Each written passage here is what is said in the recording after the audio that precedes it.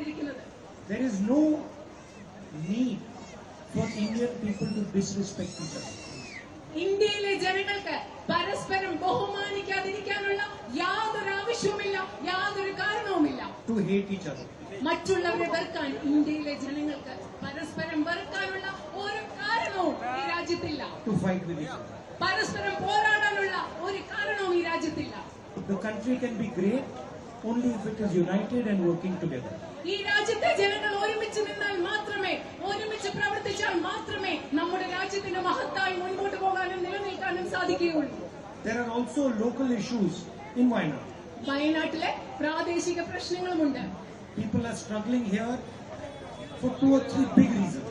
2 or 3 പ്രധാന കാരണങ്ങൾ കൊണ്ട് വയനാട്ടിലെ ജനങ്ങൾ ബുദ്ധിമുട്ടുകയാണെന്ന് എനിക്കറിയാം.